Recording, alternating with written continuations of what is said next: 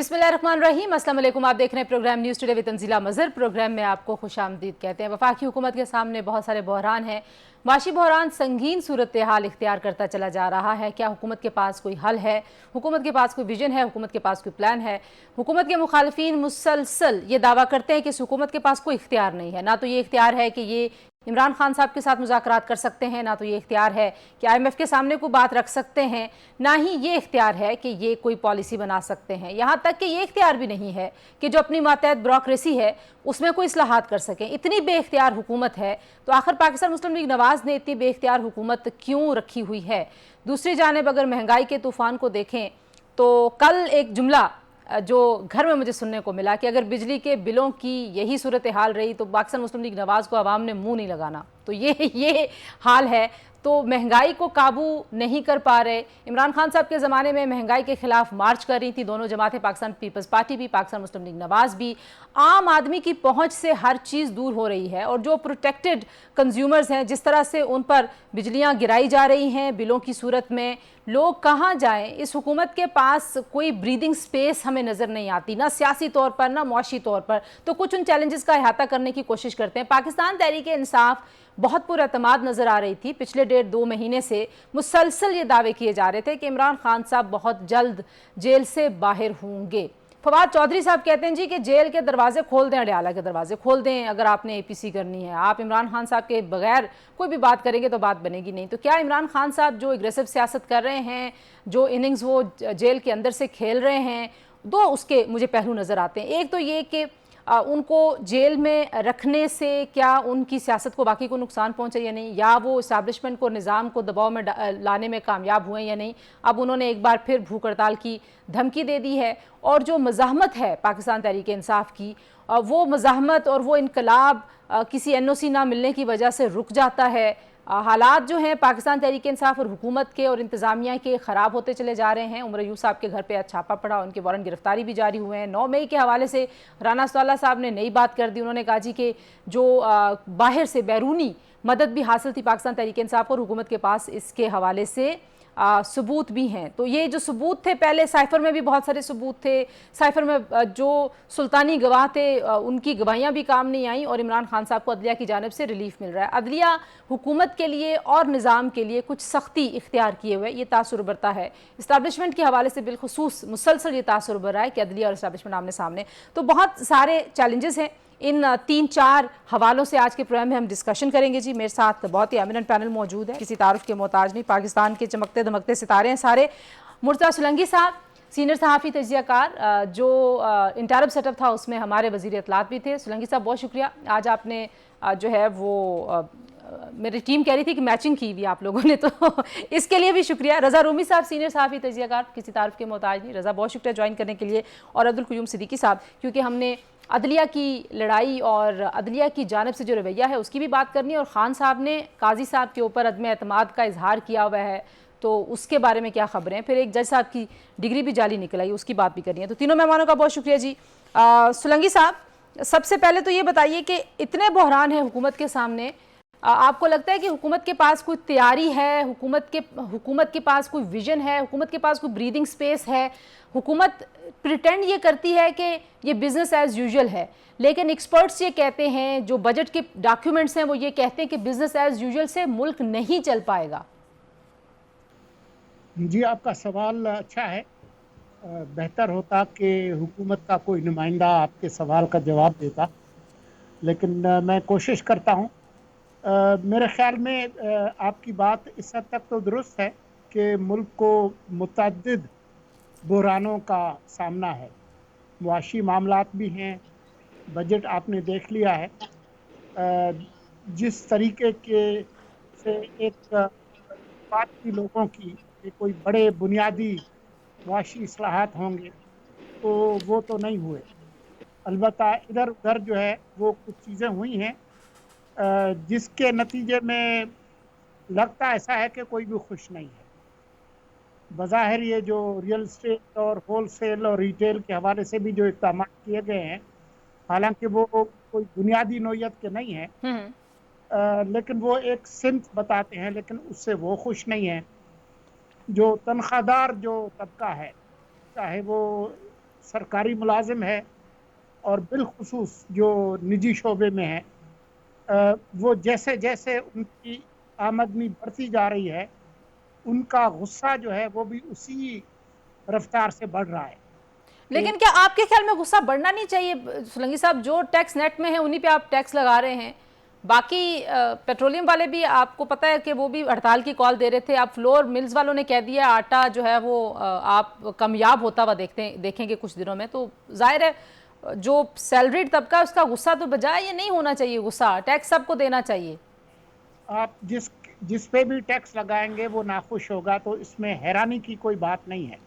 अच्छा, लेकिन मुश्किल ये है कि सिर्फ यही एक बहरान नहीं है कि मईशत के हवाले से जो चैलेंजेस हैं हुकूमत को, बावजूद इस बात के कि कुछ इशारे मिले हैं कि जी कुछ इस्तेहकाम वाली सूरत हाल होगी और शायद IMF का जो प्रोग्राम है वो भी हो जाएगा, लेकिन जो बुनियादी नौयत के जो इस्लाहात हैं उस तरफ कोई बात नहीं हुई। और नौकरशाही के हवाले से बातें तो हो रही हैं कि जी हम जो मुख्तलिफ जो वजारतें हैं उनके अखराजात कम करेंगे, लेकिन जो हकायक हैं वो ये हैं कि अभी तक जो बजट आया है उसमें जो हुकूमती अखराजात हैं उसमें कोई बहुत बड़ी कमी जो है वो देखने सर को वो बहुत सारी ऐसी जो है ऐसे हेड्स हैं जिसमें इजाफा हुआ है। लेकिन अब ये डॉक्टर इशरत हुसैन की सरबराही में भी एक कमेटी बनी रही है सिविल सर्विसेज की रिफॉर्म्स की। इमरान खान साहब भी ये दावा करते रहे हैं, अभी की हुकूमतें भी। इतनी नौकरशाही या अफसरशाही इतनी ज़्यादा ताकतवर है कि आप चाहे सियासी हुकूमत हूँ या ना हूँ, आप उनका कुछ नहीं कर सकते। जी वो ताकतवर हैं और ये भी एक हकीकत है। मेरे ख्याल में कैसर बंगाली अक्सर ये कहते हैं, वो कहते हैं कि 15 वजारतें और डिवीजन्स जो कि 18वीं तरमीम के बाद सूबों को मुंतकिल की गई थी, वही वजारतें नए नामों के साथ जो है वो वफाक ने दोबारा खड़ी कर ली। तो बजाय अखराजात कम करने के अखराजात बढ़ गए हैं पहले से, जबकि वफाक के पास जो वसाइल हैं वो कम हो गए हैं। और उसकी जो बुनियादी वजह है वो ये है कि बहुत सारे जो अरकान कौमी असम्बली हैं हुकूमती इत्तेहाद में या हुकूमत में, चाहे वो कौमी असम्बली के हों या सेनेट के हों, वो चाहते हैं कि वज़ीर बने। और जो ब्यूरोक्रेसी है वो हर ब्यूरोक्रेट चाहता है कि वो वफाकी सेक्रेटरी बने। तो वज़ीर चाहते हैं कि उनके झंडे पे, उनके गाड़ी पे झंडा हो और डंडा हो, और जो ब्यूरोक्रेट्स हैं वो वफाकी वज़ीर बनना चाहते हैं। तो अखराजात कम होने के बजाय बढ़े हैं। ठीक तो है। अच्छा, ये तस्वीर का और मुश्किल का एक हिस्सा में सियासी मुश्किलात की तरफ भी आती हूँ, लेकिन रज़ा रूमी साहब, अफसरशाही और नौकरशाही दोनों लफ्ज़ों में से जो भी हम चुन लें, इतनी कामयाब है पाकिस्तान में कि कोई भी उनकी इस्लाहात नहीं कर सकता। जुडिशल रिफॉर्म्स की बात आए तो जुडिशरी वहाँ पे खड़ी हो जाती है, वहाँ पे तो खैर तोइनी अदालत भी लग जाती है। सिद्दीकी साहब हमें ज़्यादा बेहतर बताएंगे। जज साहब की डिग्री जाली निकल आई है, बहुत सारे ऐसे मसाइल हैं, लेकिन हुकूमत के पास कोई ऐसे लगता है कि प्लान नहीं है। मैं इब्तदाइये में कह रही थी आपके आने से पहले कि हुकूमत प्रिटेंड करती है कि बिजनेस एज यूजुअल है, दौरे भी चल रहे हैं, दौरों के लिए एक बहुत बड़ा बजट भी रख दिया गया है, रीपेमेंट्स के लिए एक बहुत बड़ा बजट रख दिया गया है, और ऐसे लगता है कि हाँ ये जैसे 90 में हुकूमत चला रही थी पाकिस्तान मुस्लिम लीग नवाज, 2024 में भी वैसे ही चल रही है। लेकिन हालात ये बताते हैं और अंदर की खबरें ये बताती हैं कि बिजनेस एज यूजुअल से इस मुल्क का आप कुछ नहीं कर पाएंगे, मसाइल बढ़ जाएंगे। जमात इस्लामी धरना देने आ रही है, नई पार्टी खड़ी हो गई है। पाकिस्तान मुस्लिम लीग नवाज कहाँ खड़ी दिखाई देती है आपको, और उनकी इत्तेहादी जो अजीब सी इत्तेहादी है भी नहीं भी पाकिस्तान पीपल्स पार्टी? शुक्रिया तंजीला। देखें, आपने बहुत सारे सवालात पूछ लिए, तो मैं आगाज तो आपसे यही से करूंगा कि पाकिस्तान मुस्लिम लीग नून ने अपने जो है सियासी करियर में एक बहुत बड़ा जुआ खेला है। और वो पहले तो उन्होंने खेला जब ये तरीके अदम एतमाद हुई और उन्होंने कहा हम पूरी 1.5 साल हुकूमत करेंगे और इलेक्शन कराएंगे, IMF का प्रोग्राम करेंगे, उसका उनको खमियाजा भुगतना पड़ा। आपने देखा कि ना सिर्फ उनकी मकबूलियत में कमी हुई, बल्कि फरवरी 8 के जो इंतखाबात हैं उसमें भी बड़ी मुश्किल से उन्होंने कोलिशन बनाई है। हालांकि अगर आपको याद होगा कि 2017-18 में वो अपनी पीक पे थे, तो इतनी जल्द ये तब्दीली आई माशी सूरत हाल की वजह से।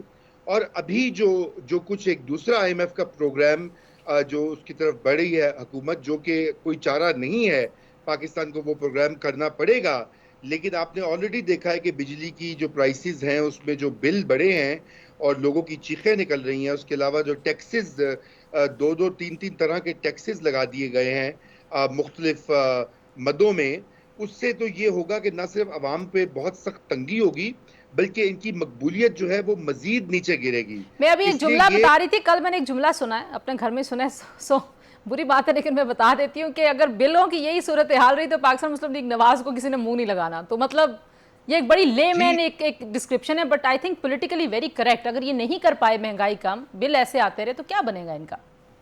देखिए बिल, आपने, हम तो सिर्फ बिजली की बात करें, गैस के नर्ख, अशिया, अब देखिए दूध के डब्बों के ऊपर जो पैकेज मिल्क के ऊपर टैक्स लगाना, ये भी एक बहुत ही, जिसे कहना चाहिए, अनपॉपुलर फैसला है।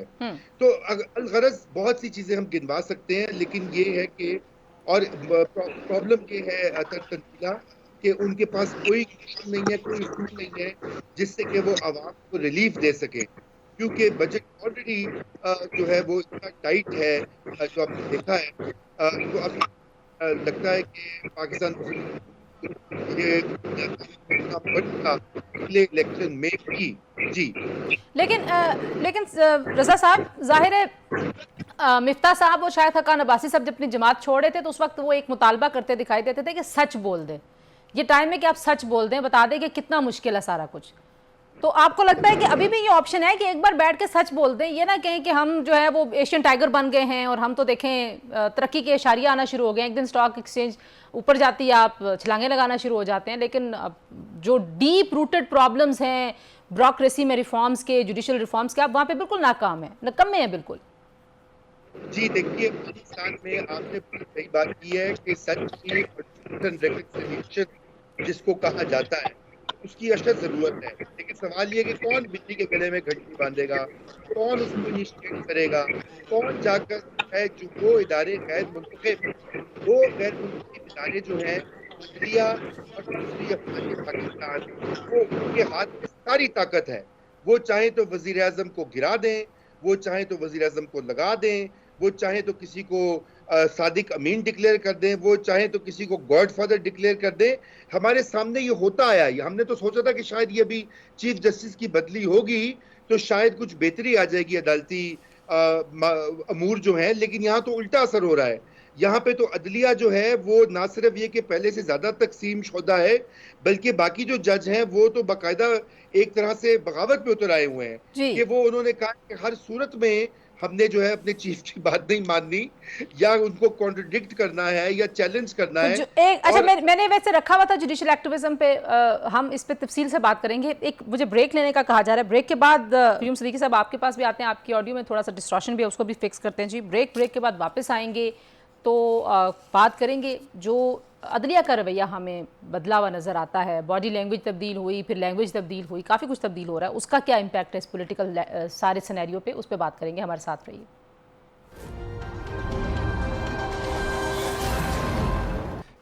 जी, प्रोग्राम में एक बार फिर आपको खुशामदीद कहते हैं जी। जो हुकूमत के बहरान है उनकी बात तो हमने कर ली, उसी बहरान का एक हिस्सा जो है वो अदलिया के साथ, अदालतों में जो मामला है उसके साथ भी जुड़ा हुआ है। क्योंकि पाकिस्तान मुस्लिम लीग नवाज दबे लफ्ज़ों में कहती नज़र आती है अब्दुल क़य्यूम सिद्दीकी साहब के सहूलतकारी हो रही अभी भी इमरान खान साहब की, और ज़ाहिर है उनका इशारा अदलिया की तरफ है। और खान साहब ने काजी फायज़िया साहब पे अदम एतमाद का इजहार कर दिया बरमला एक बार फिर, और ये भी कह दिया है कि अदालतों में भी जो मेरे मामलात हैं वहाँ पे भी मुदाखलत हो रही है। तो क्या चल रहा है? आपको लगता है कि हुकूमत जो है वो सही तरीके से केसेस को फॉलो नहीं कर पा रही, जो प्रोसिक्यूशन के जितने भी मामलात हैं उसमें कमज़ोरियाँ हैं, या वाकई मेरिट और डीमेरिट के ऊपर कहीं कोई तकसीम है अदलिया के अंदर?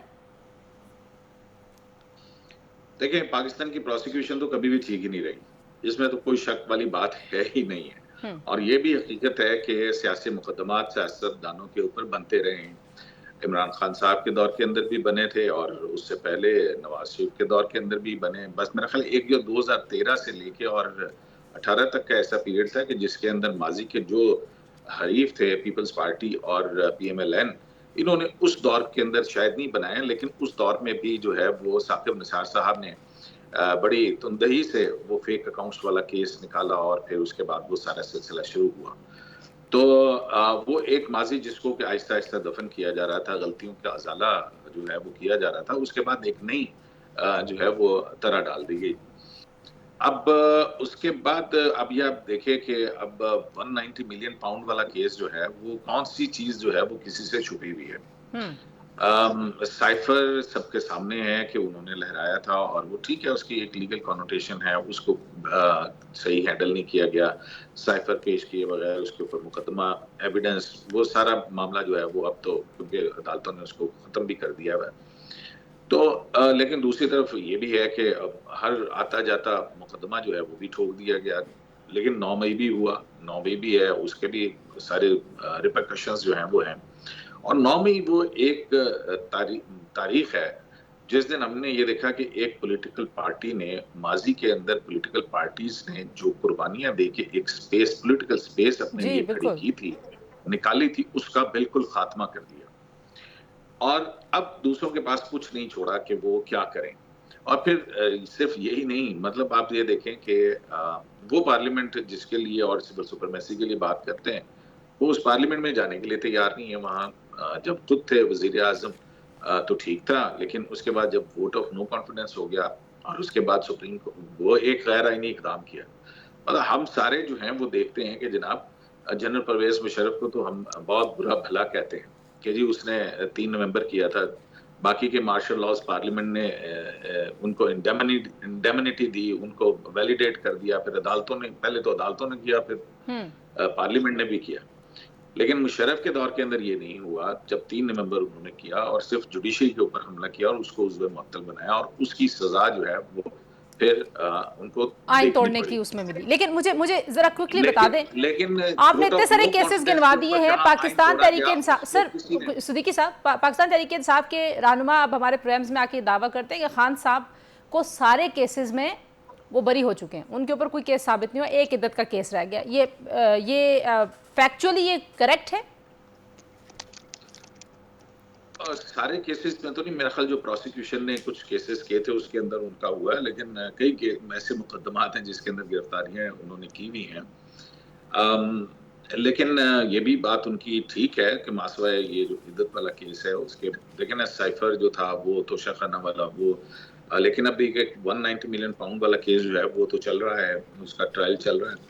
और इसके अलावा भी शायद तोशाखाना का जो है वो केस जो है उनके ऊपर। सही, आपने कह दिया कि प्रोसिक्यूशन तो कभी भी ठीक रहती। रज़ा रूमी साहब, ये जो सहूलतकारी का इल्ज़ाम पाकिस्तान मुस्लिम लीग नवाज लगाती है, क्या कहीं नलायकी भी नजर आती है कि आपने सही तरीके से हैंडल नहीं किया? राना सनाउल्लाह साहब का बयान आपको नहीं लगता है कि वो एतराफ़ है कि हमने गलत केसेस बनाए और गलत तरीके से सजाएं दिलवाई इमरान खान साहब को, जिससे उनको फ़ायदा हुआ सियासी तौर पर? जी, मेरे ख्याल से इसमें कोई शक नहीं है कि इलेक्शन से पहले जो धड़ाधड़ एक इंसाफ की जो के नाम के ऊपर उजलत में फैसले दिए गए, उसका उल्टा असर हुआ।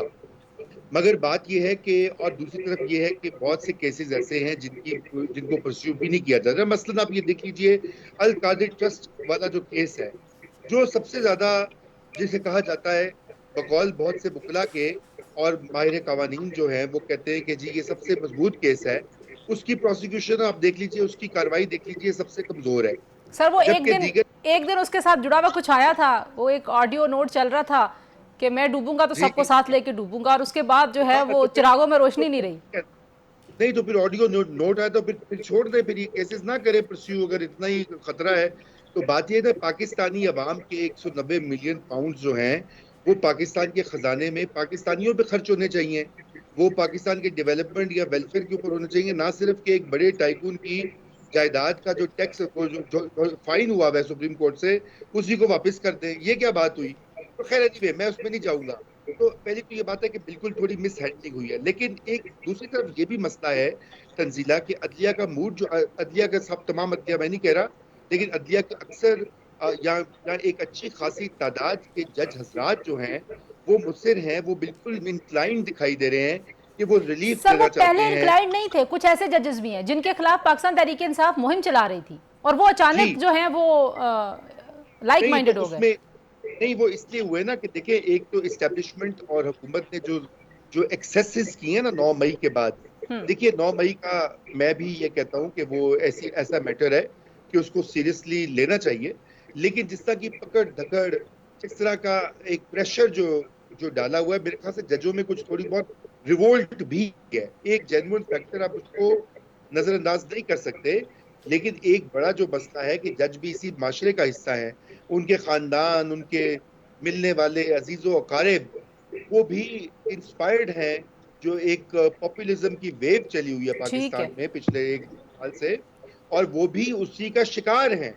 और वो आपको उनके रिमार्क से दिखाई देता है। देखिए ना, नहीं, कभी वो आपने ये सुना है, वो उनके बदलते रवैये से दिखाई देता है ना, कि एक हफ्ता पहले कुछ और होते हैं, 2 हफ्ते बाद वो बिल्कुल कुछ और हो जाते हैं। तो ये जो सोलंकी साहब, ये जो रिवोल्ट है, ये, हाँ, ये जो एक जुमला बस मैं जी, तो एक कह जुमला दूं। बोलिए।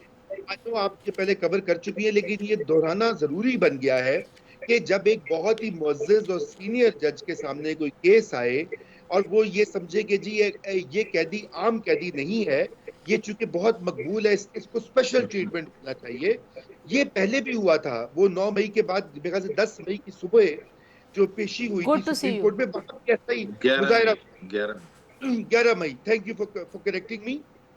ये चीज, बस ये चीज अभी भूल जाइए। तो बस एक वहां पार्टी से को इंसाफ का पहला तकाजा ही आप वहां पे नहीं पूरा कर ले। इंसाफ के लिए तो ये है सोलंकी साहब के सब एक जैसे हैं, सब आम हैं। और मैंने वो फवाद चौधरी साहब जो हैं वो कह रहे थे अडयाला जेल के दरवाजे भी खोल दें। एतजाज एहसन साहब से मैंने पूछा, उन्होंने कहा खुलेंगे दरवाजे बीबी, देखना ऐसे ही दरवाजे खुलेंगे। तो आप बताएं सर, क्या होगा?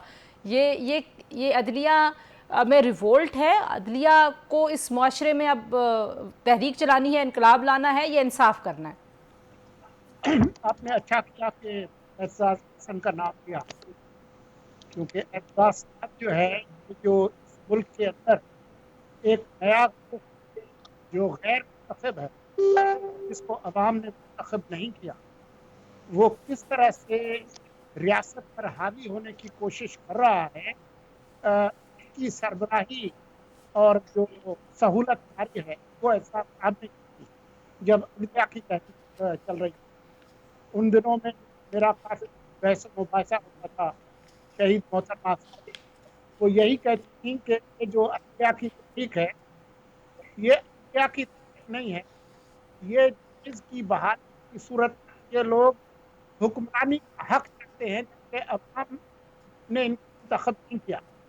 और इफ्तिखार चौधरी के आने के बाद हमने यही कहा है कि पाकिस्तान की सियासी तारीख में आप याद होगा कि जब पाकिस्तान बना तो शुरू में जो सिविल नौकरशाही थी वो काफ़ी हावी थी जी।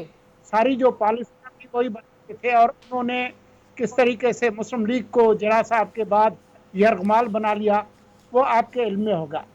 तो ये जो जजेस साहिबान हैं या अदलिया है, उन्होंने ये इक़्तिदार का मज़ा चखा, और अब्दुल कयूम सिद्दीकी से बेहतर कोई शख्स नहीं है आपको ये बताने के लिए कि हमारे जो टिकर हैप्पी जजेस हैं, उन्होंने किस तरीके से जो मुंतखब पार्लिमान थी उसको यरगमाल बनाया। जी।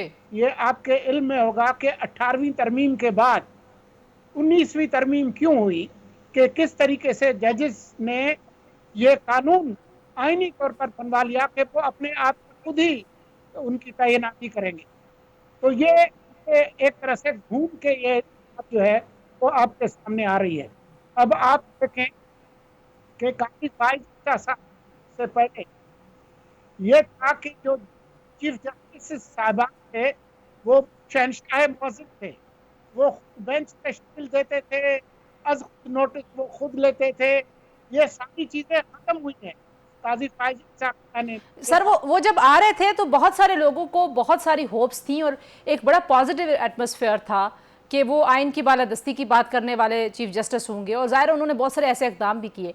लेकिन वो जो पॉपुलिज्म का वेव है वो हावी होता हुआ दिखाई देता है उसकी उस परसेप्शन पर, इमेज पे भी। आप ये देखिए कि कैसे डिस्कस हो रहे हैं, वो कैसे परसीव हो रहे हैं, कैसे देखे जा रहे हैं।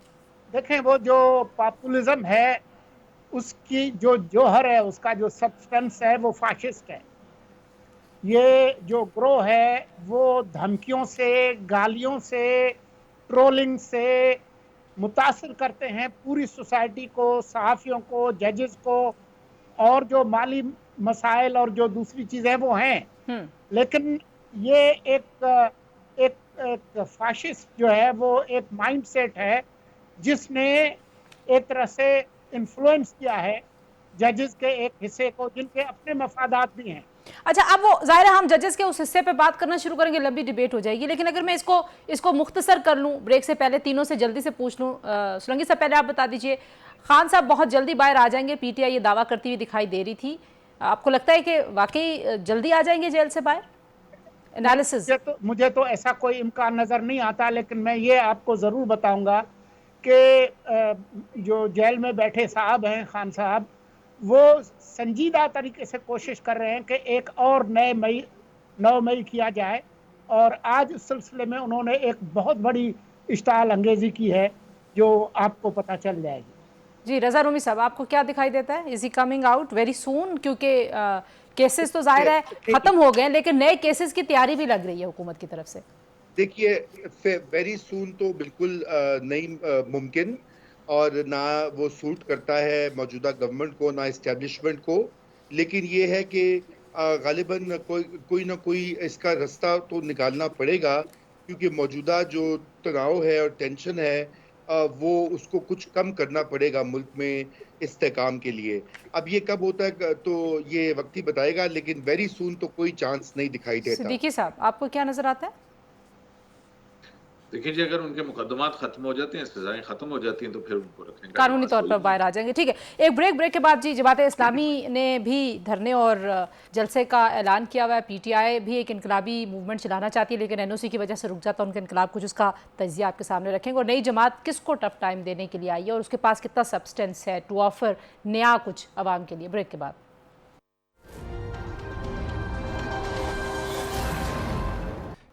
जी, एक बार फिर आपको खुशामदीद कहते हैं। रजा रूमी साहब, जो हुकूमत पे एक बहुत बड़ा इल्ज़ाम लगता है कि बेख्तियार हुकूमत है, और पीटीआई कहती है हम इसलिए इनसे बात नहीं करते, इनके पास कोई इख्तियार ही नहीं है। अब एक नई जमात आई है, अवाम पाकिस्तान, और ज़ाहिर उनके रुए रवां तो पाकिस्तान मुस्लिम लीग नवाज़ के रूठे हुए हैं, लेकिन आपको लगता है कि वो रवायती सियासी जमातों के मुकाबले कोई बड़ा एक शो पेश कर सकेंगे, अवाम को कुछ मुख्तलिफ ऑफ़र करेंगे, या पीटीआई जो एक पॉपुलिस्ट जमात के तौर पर अपनी एक मकबूलियत रखती है उसको कुछ चैलेंज देने में कामयाब हो सकेंगे?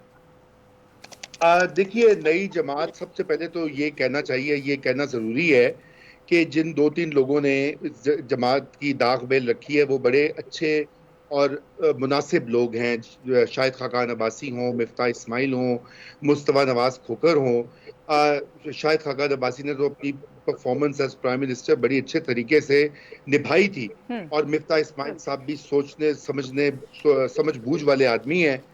मगर बात यह कि वो कहाँ से आ रहे हैं, वो भी तो रवायती पार्टियों से आ रहे हैं ना। उनकी भी सारी ट्रेनिंग और सारी जो उनका तजुर्बा है वो रवायती पार्टियों से ही है। तो इन हालात में जो भी हैं, वो बड़ा लंबा सफर है उनके आगे। पाकिस्तान में एक ही जमात, नई जमात कामयाब हुई थी, और वो थी पाकिस्तान पीपल्स पार्टी, और वो भी कोई मारूजी जो उस वक्त की हकीकतें थी उनको रिस्पॉन्ड करी थी। और सर, नारा भी उन्होंने ये लगाया कि हम किसी बैकडोर डील से और किसी के कंधे पे तो और इलेक्टेबल्स की वही नारे हैं। तो आपको लगता है कि कुछ जगह उनको मिलेगी, इमरान खान का कोई बयानिया उस तरफ शिफ्ट होगा, कोई उनका वोट बैंक उधर जाएगा? क्योंकि ज़ाहिर इमरान ने परफॉर्म तो नहीं किया उस तरह से। देखिए, बात यह है कि अभी तो कोई ऐसा चांस नहीं है। अभी तो आपको पता है किसका तूती बोल रहा है इलेक्ट्रेट में और अवाम में। वो जरा बुखार उतरेगा, उसके बाद शायद इनकी कोई जगह बन सके। सोलंकी साहब, how do you look at the new party? और आपको लगता है कि जमात इस्लामी का धरना और ये नई जमात और पीटीआई जो है वो कोई आप जो है वो देख रहे हैं कि वो पर तोल रहे हैं? अली अमीन गंडापुर साहब कभी धमकी देते हैं, कभी क्या कहते हैं, और ज़ाहिर है उन्होंने एक इनकलाब की तहरीक भी शुरू करनी है, तो हुकूमत के लिए बड़ा चैलेंज है या नहीं? हाँ जी, चैलेंजेस तो हैं, लेकिन नई जमात अच्छे लोग हैं, लेकिन वो जिस कमरे में दाखिल हुए हैं वहाँ पर कोई कुर्सी खाली नहीं है जहाँ पर वो बैठे हैं। तमाम जो सीटें हैं वो पहले से ऑक्यूपाइड हैं। एक बड़ी जमात या नई जमात के लिए जो खला चाहिए वो इस वक्त है नहीं, जगह पुर हैं। जो इस वक्त जो तकसीम है, एक तरफ पीटीएम की जमातें हैं, दूसरी तरफ पीटीआई है, और एक आध और जमात है। तो उस तरह का जो वैक्यूम है वो मौजूद नहीं है। अलबत्ता ये भी मैं कहूँगा कि ये एक जिस तरह से रन ऑफ द मिल एक जमातें होती हैं, उसी तरह से है। ये कोई इनकलाबी जमात नहीं है, ना उसका कोई ऐसा प्रोग्राम है। ठीक है। लेकिन मुस्तकबिल में इसके इम्कानात बन सकते हैं। बाकी जमा इस्लामी जो है वो अभी यहाँ से डी चौक से गजा आज़ाद करा के गई है 15-20 लोगों के साथ, तो वो दोबारा आ जाएं तो उन्होंने जो उनके जो धरने हैं उससे किसी को कोई खतरा नहीं है।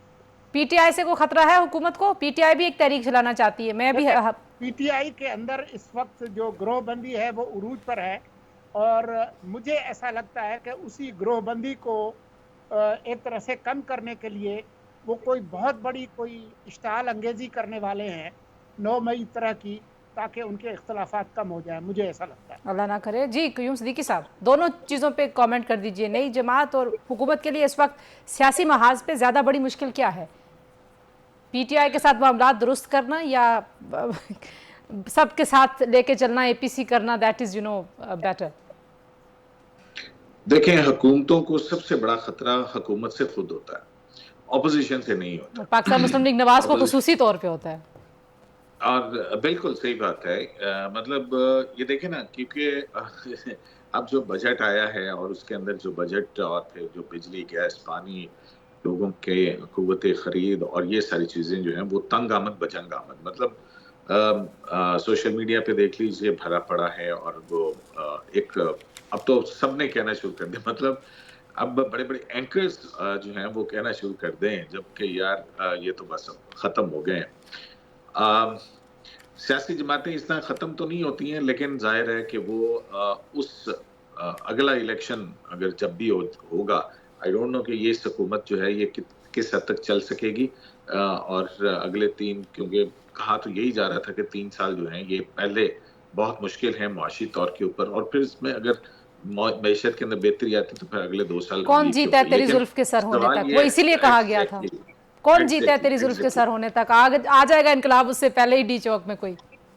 तो बाकी ऑपोजिशन जमातों से तो मेरा नहीं ख्याल है कि कोई ऐसा, मुझे नहीं लगता है कि पाकिस्तान तहरीक इंसाफ जो है वो जिस तरह से इस वक्त मुंतशिर है वो कोई एक बड़ा जलसा या बड़ी मूवमेंट जो है वो करने की पोजीशन के अंदर है। हाँ, अलबत्ता जो शाहिद खान अब्बासी साहब हैं, उनसे उनका जो झंडा मैं देख रहा था वो जमात इस्लामी का, उनके झंडे की बड़ी मुमासिलत है, जिसमें ब्लू और ग्रीन था। और फिर वो जो है ना, वो मेरा ख्याल उसी किस्म की शायद एक जमात हो जाएगी, एक थिंक टैंक होगा जो आपको लगता है कि वोट बैंक पे कोई असर नहीं होगा? बहुत शुक्रिया अब्दुल क़य्यूम सिद्दीकी साहब, रज़ा रूमी साहब, मुर्तज़ा सुलेमान साहब। गुफ्तगू आपने सुनी जी तज्ज़ियाकारों की। इंशाल्लाह अगले हफ्ते नए जो माहौल बन रहे हैं सियासी और महाज, उसके हवाले से अपडेट्स के साथ आपके सामने हाजिर होंगे। अपना ख्याल रखिए। अल्लाह हाफिज़।